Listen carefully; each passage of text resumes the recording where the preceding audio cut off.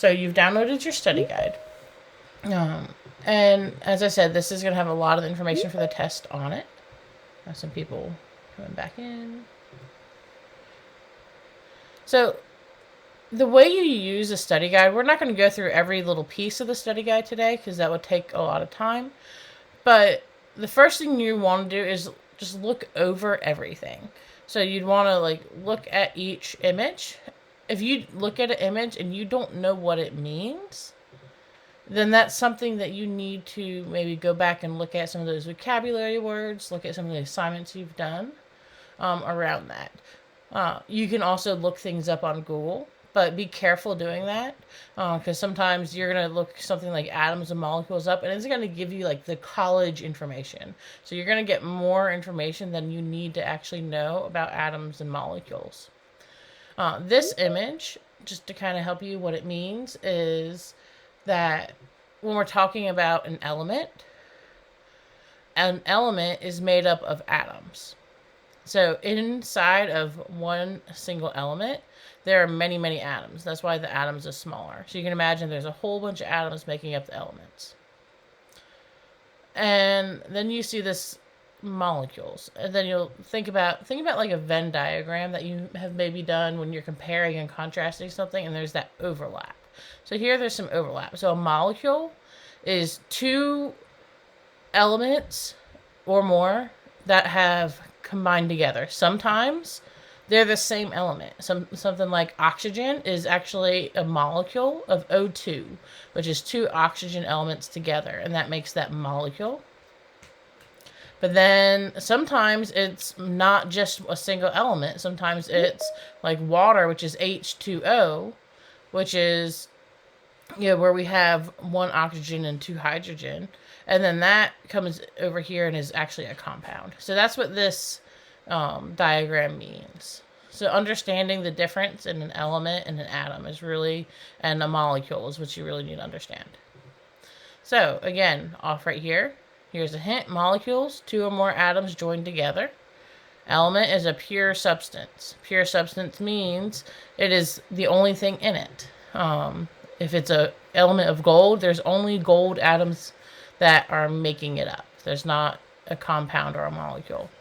An atom, the smallest piece of an element. So it's the smallest piece. It's a single piece that makes up a giant element with many atoms. Every atom has a mass and a volume.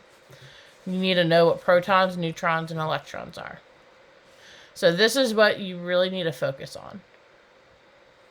I know we went over a periodic table. Understand that the periodic table is how things are organized, but this is the information I want you to really focus on this week with studying from that section of our unit. Because everything that we've learned from the beginning of the year till now can be on the test. Then we talk about our phase changes, our solid, liquid, gas, and plasma. Think about melting point and condensation and pay attention to that. This diagram is important, the phase change diagram. Reading all of our definitions. You can have a parent or a sibling that same age, maybe a little younger, a little older, kind of quiz you a little bit so that they can ask you things like, what is a solid? And then you should be able to say it's rigid, it's a fixed shape, it's a fixed volume. And then understand the difference in like a liquid and a gas, where a liquid has no fixed shape, but it does have a fixed volume, versus gas, there is no fixed shape and no fixed volume. So understanding also what the atoms are doing in each state. Then for our mass versus weight, that's a very large misconception. A lot of people mix up like mass versus weight. So making sure you have a good understanding of mass versus weight.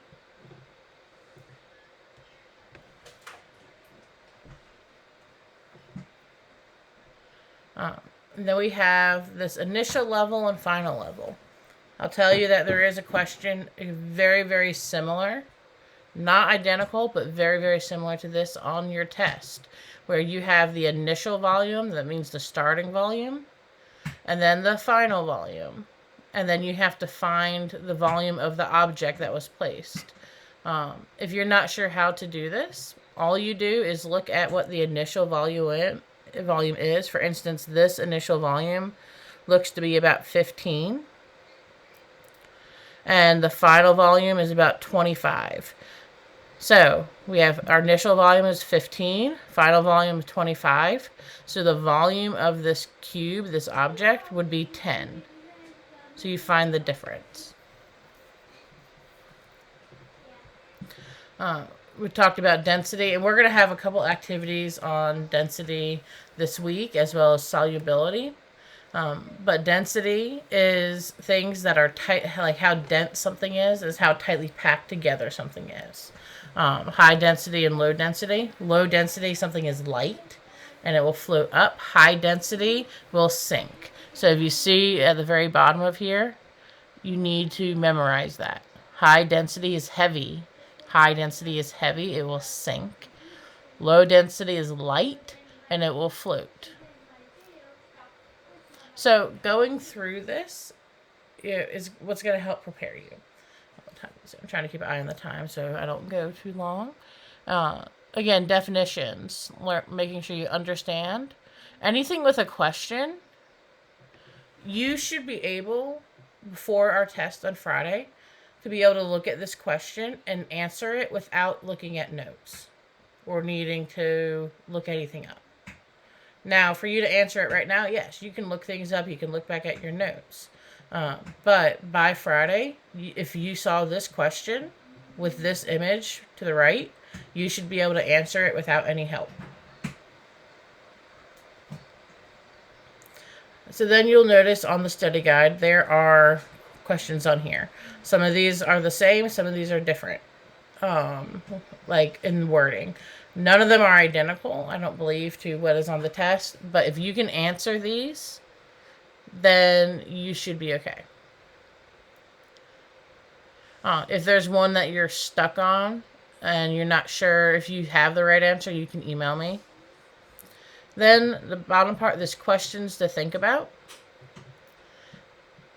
These questions, just like the question up here, you should be able to answer without any notes or any help. You should be able to sit and write out your response in a complete sentence or two. So now we're going to go to our Jamboard, and we're actually going to go through some of these. So if you have a question, you can always raise your hand or use the chat box. My chat box isn't working super well this morning, but I'm also logged in on my phone so that I can see the chat box on there.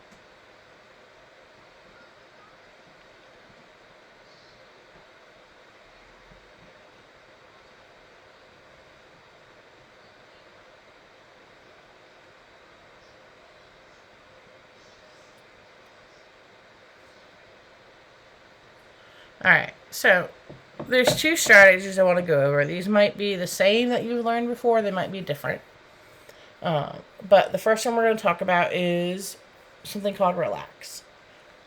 So whenever you're taking a test, you can't rush through the questions. Because many times when I go through, I notice that the reason you got it wrong is you rushed. Okay? So make sure you read the question carefully. If there's a passage or something to look at, like an image or a problem, so if we're talking about math, then you can go back and reread that or look at that. But read the question carefully. I would read it twice, honestly, because you need to read it to really think about what is happening. Then you're going to examine every answer choice. So don't read the first answer choice and select it. You need to look at and think about every answer choice before you choose your answer. Label your answers, especially in math. That's like circling the numbers, underlining the important information. Or look for proof in a passage and underline it if it's like ELA. In science, the same thing is we're going to talk about how you can still label your answers by pulling out that important information. Always check your work. So that means always go back and reread it and make sure the answer you selected makes sense. X out any answers that you know are wrong. So we're going to focus on this. This is when you're doing multiple choice questions, but you can also use this a little bit when you're doing any kind of essay question or like especially like a math problem. Then for answering questions, and this is not just tests for this wrap. So anytime you're answering questions for me, and I know you see use complete sentences. You use complete sentences. We're going to talk about how to create a good quality complete sentence, and we'll come back to both of these as we go through. But first, you restate the question. So that's where you take that question and you turn it around. So it was like, what are atoms? Or what is an atom? You would start it off with, an atom is blank, blank, blank, blank. So that's restating the question. You use the question to start your sentence. Then answer the question. That means you give your answer and explain why why it is, and then you prove it by giving a fact or supporting your answer or your opinion.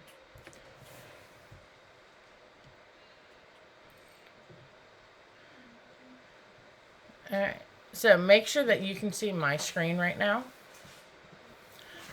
You can go through and practice on these for your studying, but right now I need you to be looking at my screen in case you are in another window.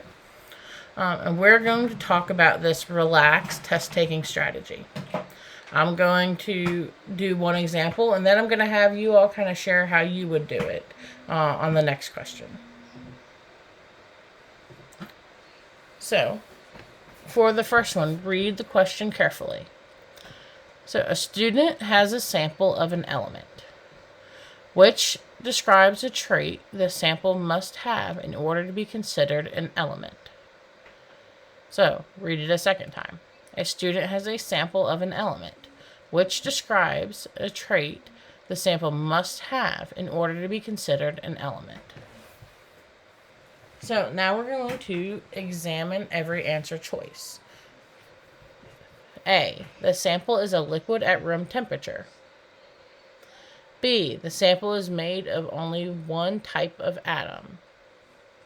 C, the sample contains different types of particles. D, the sample can be seen only with a microscope.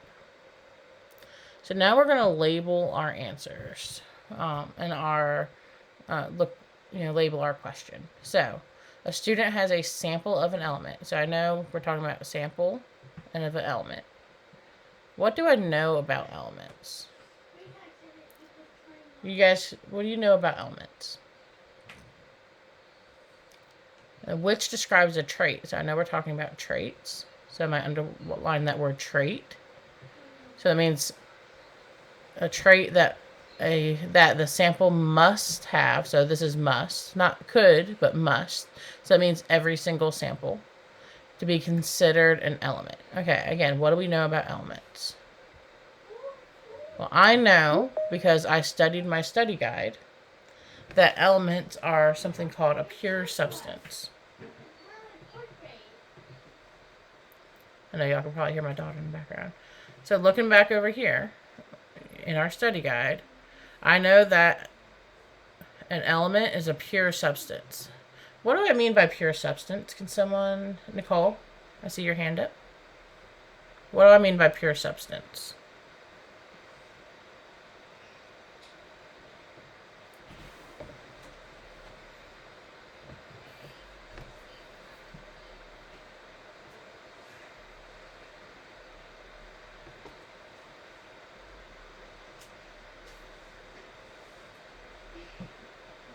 Nicole, can you hear me?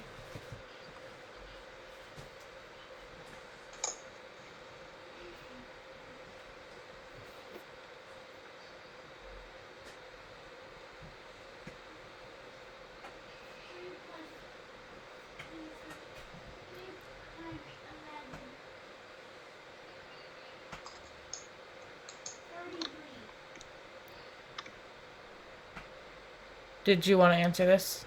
Zoe says the answer is B. So we're not quite ready to answer. I know some of you are already there.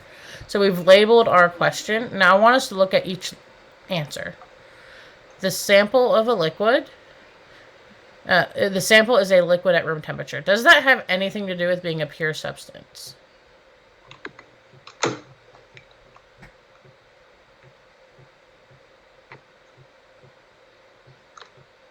It does not. I can't see my chat box. I need to pull my phone up. So I know A is not correct. We're going to mark that one out. The sample is made of only one type of atom. Well, I know that is what a pure substance is, so I'm going to underline this because I think this is my correct answer. But I'm not going to stop here. Because, again, we're going to examine every answer. And right now we're labeling, but looking at each one. The sample contains different types of particles. No, that is not pure. So this is not our answer. The sample can be seen only with a microscope. Well, that has nothing to do with, an element. So our answer is B. Always check our work. Go back through, read your question, and check it. And we've X'd out ones that we know are wrong. Yes, this takes a while, and you go, well, how am I supposed to do this on a computer? Right? And that is the challenge with taking tests online. So you need to have paper out when you're taking a test so that you can, write down this information. You don't have to copy and write the whole question because you'd run out of time. But if I was taking a test, instead of circling on here, I might write the word like element is a pure substance. So you're going to pull out that information. And then I might write A, B, C, and D and just like put X's across the ones I know are wrong for each question. All right, next question. The metal lid on a glass jar is hard to open. So it is held under warm water running. What causes the jar to open easily after it was held under the water?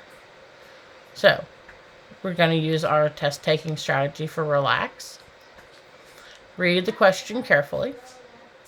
So we're talking about a metal lid on a glass jar, and it's hard to open. It's held under warm water, warm running water. What causes the jar to open easily after it's held under the water?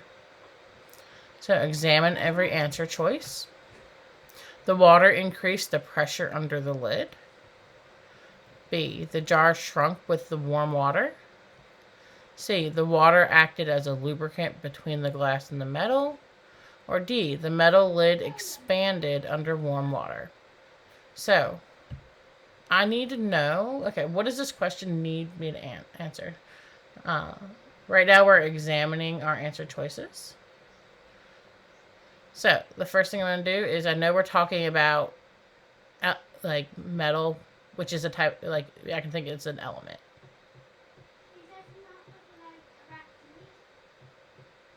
Leo?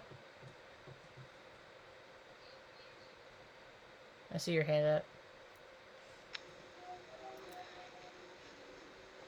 Can I answer?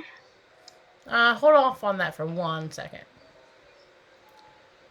But when I'm ready for the answer, I want you to answer. What causes the jar to open easily after it was held underwater? Also, I noticed this word warm.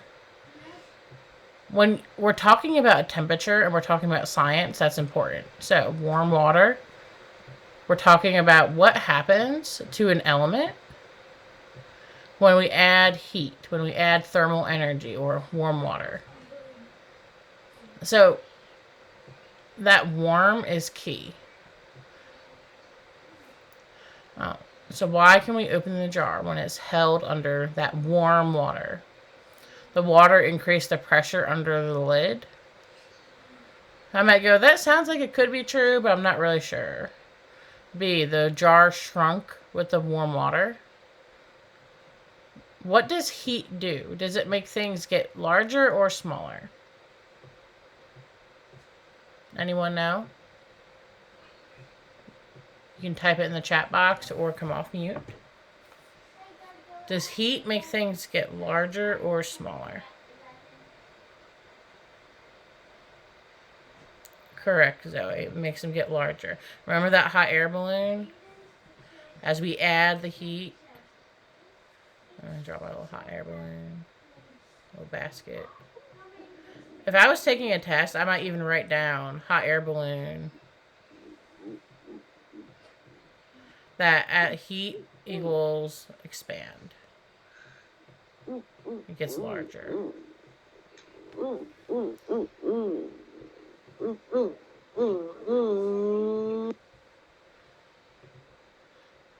So let's look at our question. The water increased the pressure.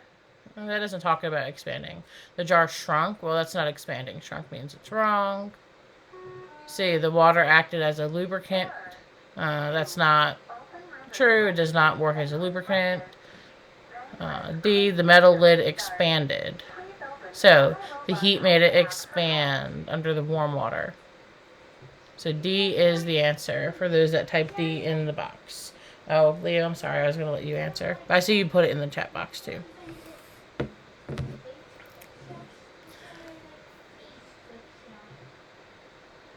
Our next question. Is it? Okay. A student examined blocks made of different substances. So no, these are different substances. The blocks all have the same length, width, and height. Well, I know in math, whenever we talked about length, width, and height, what were we talking about?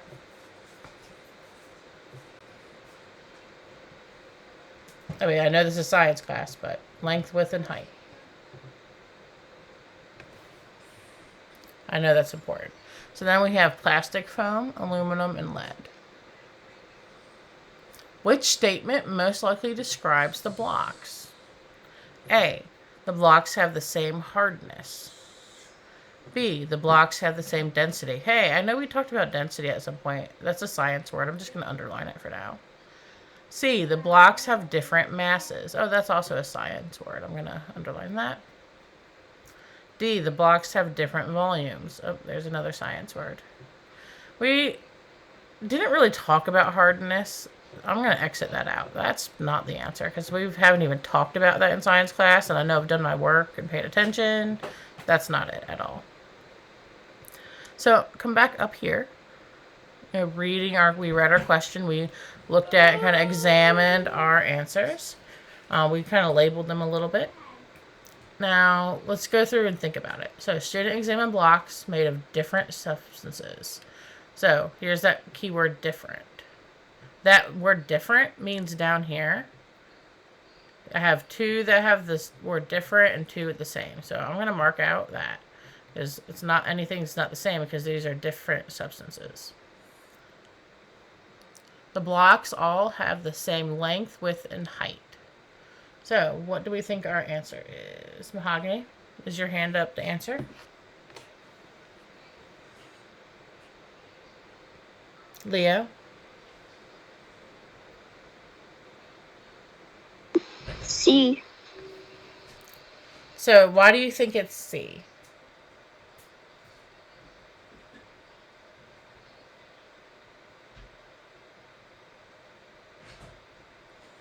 So, what do we, how do we, what is length, width, and height used for?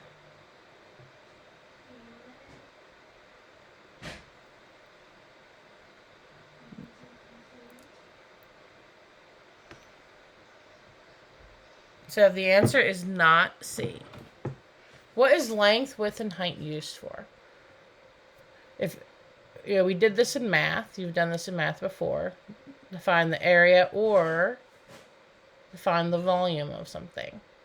When we're measuring volume of an object, we can use a graduated cylinder, but we also can multiply our length, width, and height to find the volume.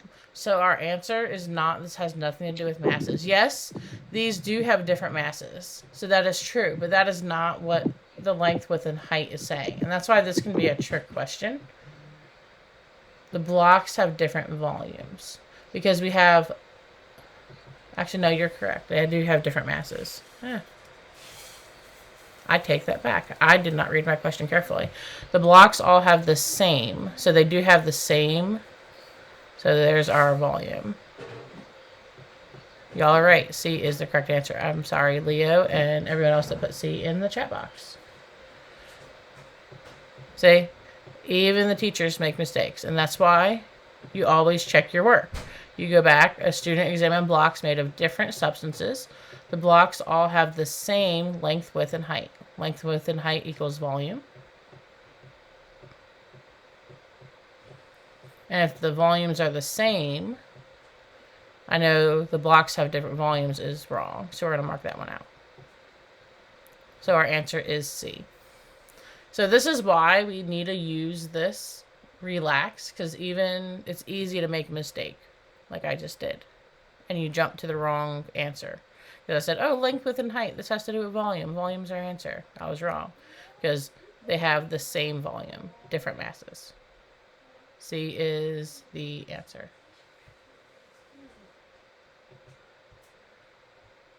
So now I want you to do this one on your own. So use this test-taking strategy. If you have your Jamboard pulled up, then you can write on it, or you can have a piece of paper and do this like you would on your test. How would you work this out? No, I was just singing.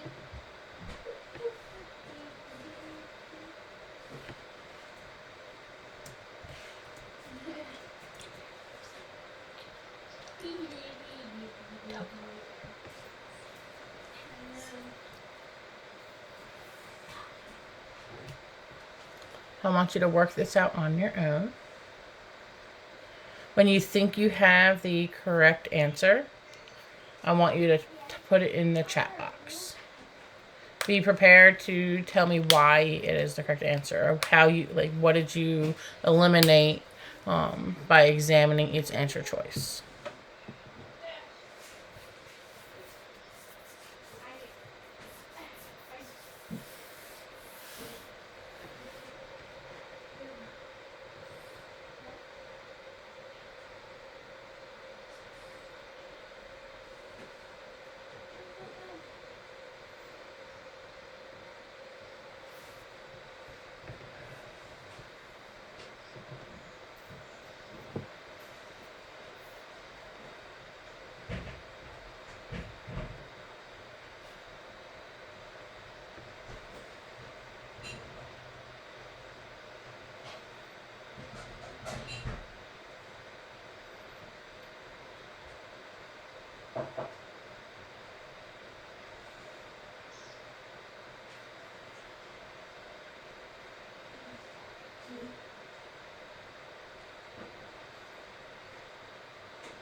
So what do we think the answer is?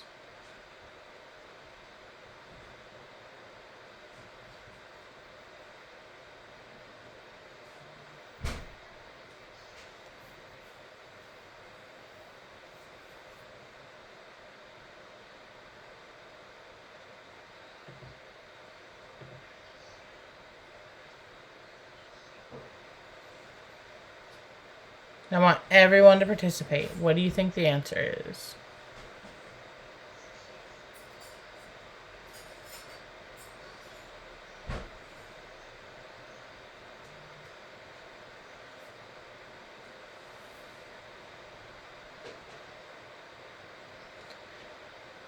So I see you put 10 as the answer, and you're correct in that 10 is the difference, but what is the question asking me?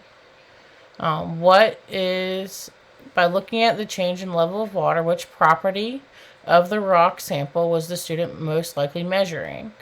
So you told me like the answer of 10, which is true. We did go from 50 to 60, but we have A, B, C, and D.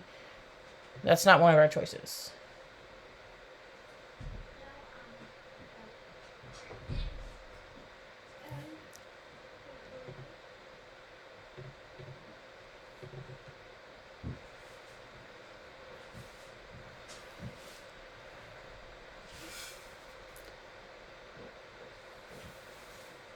Yes. So whenever you're measuring something like an object inside of a liquid and you're calculating something in milliliters or liters or cups or gallons or whatever the unit is, you're measuring the volume. You're measuring how much space something is, taking up. And I know that's confusing with mass, but this is actually measuring the volume. C is the answer. We know we're not measuring weight. That would be a scale. Mass is actually measured with a scale. So whenever we measure mass, we would use a type of scale. So it's not mass. And buoyancy, we're not measuring how this floats. You see how it sinks. So C is the correct answer. Let's go to the next one. Which is true for every atom of an element? Which is true for every atom of an element? So, using your test-taking strategy, you can use your Jamboard. I see Zoe shared her Jamboard with me with a picture, and that's a great way you can do it. Or writing down on a piece of paper.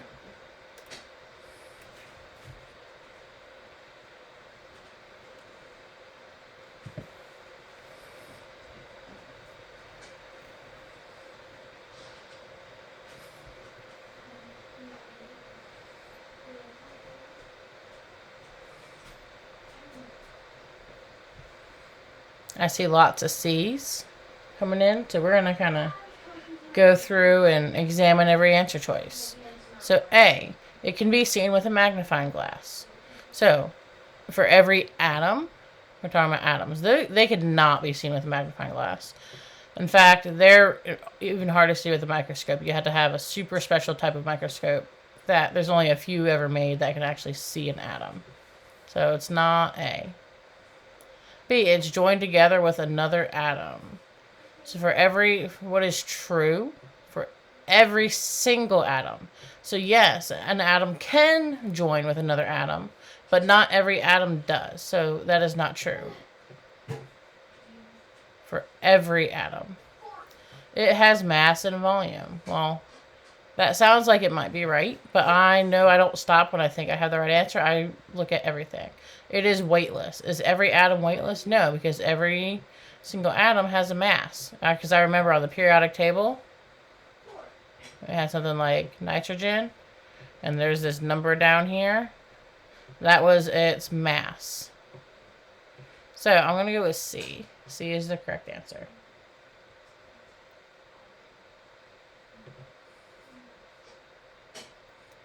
So now we're going to move into how do we answer essay questions. So your test has 10 multiple choice questions and I think 6 or 7 essay questions. The essay questions are worth more points than multiple choice. Good job, Zoe. Thanks for sharing that with me. I like to see your strategy.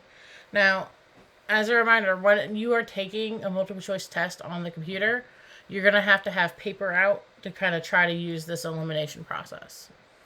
So let's talk about RAP, the restate the question, give your answer and explain, and then prove with facts. So this doesn't have to be super long, but it should be a sentence or two. So first, to restate the question. How does one aluminum can compare to another aluminum can?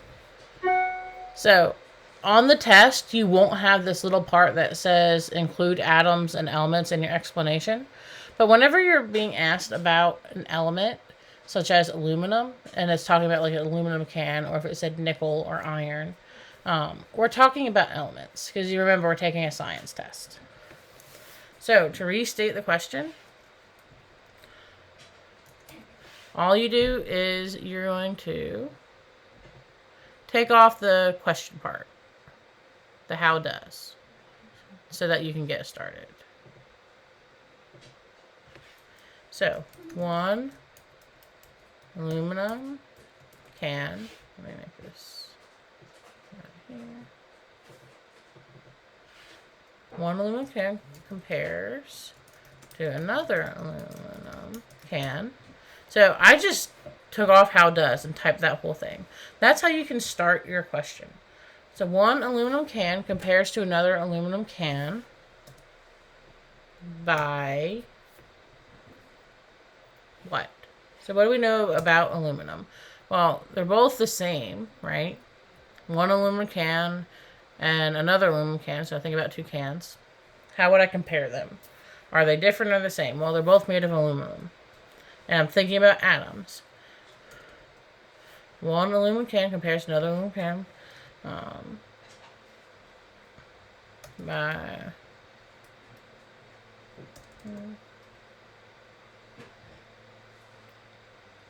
let's see if I'm trying to see if my chat box is open. If anyone's put anything in here. What happened? Disappeared. How do you think the two compare? One aluminum can to another. What's the same? What's different? Is there anything different? Use the chat box.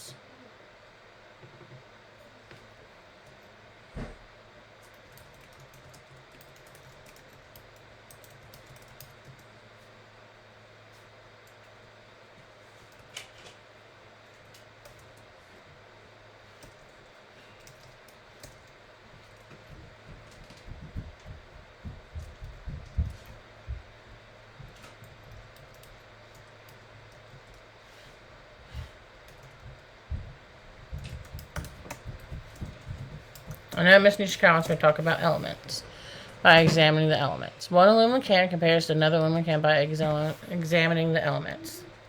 Both cans are made of the same type of element because they're the same. One aluminum can is the same as another aluminum can. Both cans are made of the same type of element.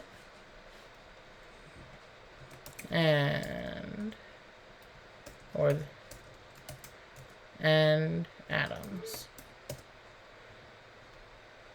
That's how I would answer that question in a very simple way. The most important thing is one, you're using that complete sentences. So we've restated the question and we've answered it. And now we need to prove it. I want you to think about that proving.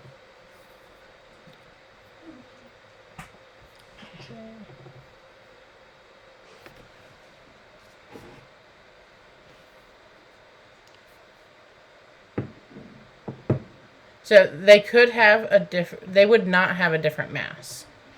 So, because the mass of the element is always the same for like the single element. Now, they might have different volumes depending on like how the size of them, but we don't know that. They could be the exact same aluminum can, like two of the same cans. So one aluminum can compare to another aluminum can by examining the elements. Both cans are made of the same type of element and atoms. Now we need to prove it. So we answered it. Now we're going to prove it. Aluminum is the element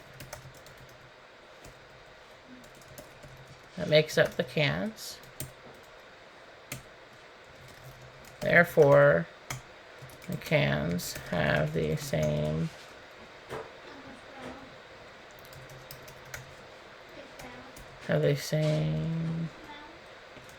atoms. You could even go on and expand on this and say that both aluminum cans have the same number of protons. That the elements have the same number of protons because they're both the same. But the biggest thing is to realize that one aluminum can is another. Now, if this asked like a aluminum can and a crushed aluminum can, you could say they have different physical properties, but they're made of the same element. So we're gonna do one more together. How are the properties of atoms affected by the amount of matter present? So I need to think about, again, those test-taking strategies, reading my question carefully. How are the properties? So I know there's types of properties, right? There's physical properties and chemical properties. But we're going to focus on, I know we've talked a lot about physical properties. The properties of atoms affected by by the amount of matter present. So, what is matter? What is the definition of matter? Let's say the amount of matter present. Matter is something that's taking up space, right? So, I'm going to restate my question. So, I mark off that how.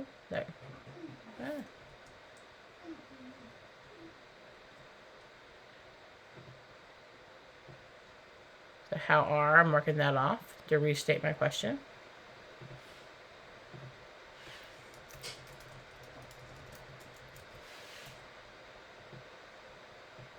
The properties of atoms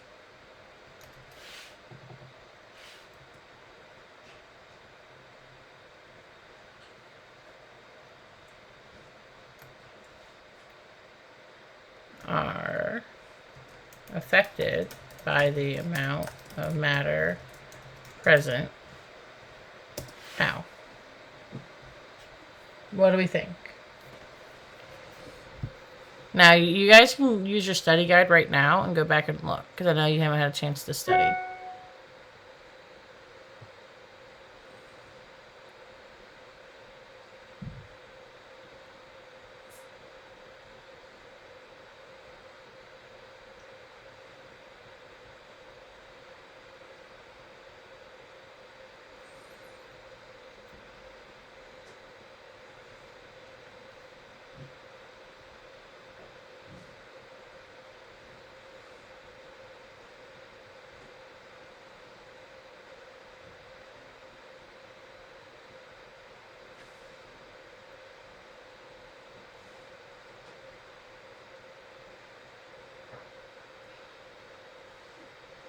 So use the chat box.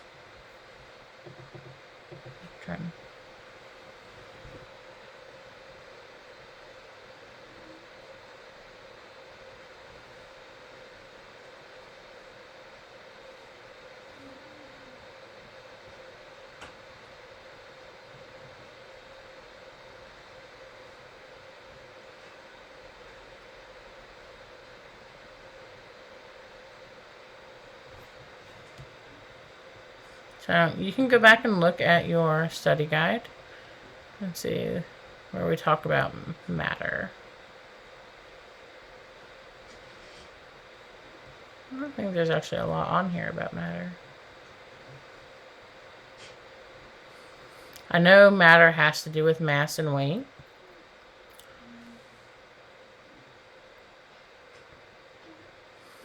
I know that the amount of something is where the mass can change. So the amount of matter in an object, the mass, can change. Like when we're thinking about mass, it's how much space something is taking up. So your mass will always stay the same. So I have a much larger mass than my daughter because I take up more space than my daughter, right? But if we talked about like over here, your weight can change from the Earth to the moon, but your mass will always be the same. That's what that image means. So let's come back to our question.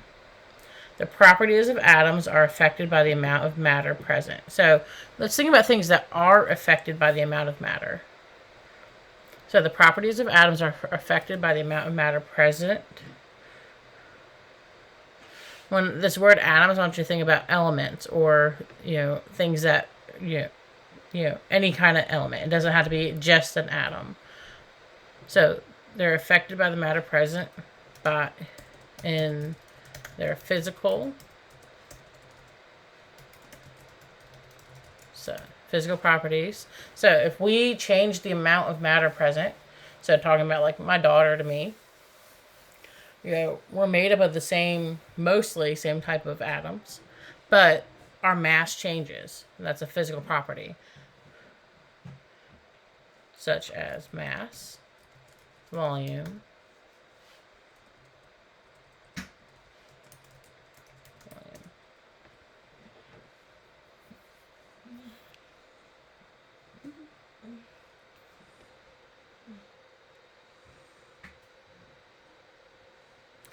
Other things that can change could be length and width.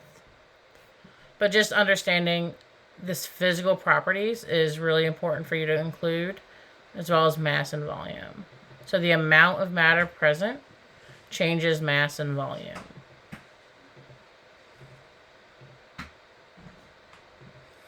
So some of the things that would stay the same.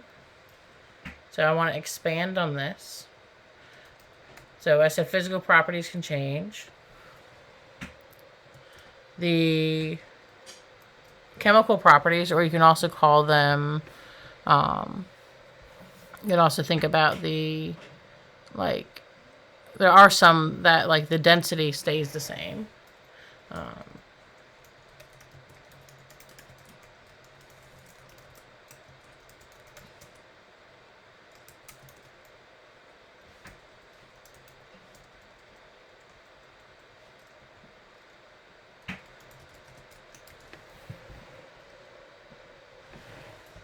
What's something else that would stay the same? So if I had like 1 cup of water compared to 1 gallon of water. So the mass and the volume changed, but the density stayed the same. What else is something that would stay the same?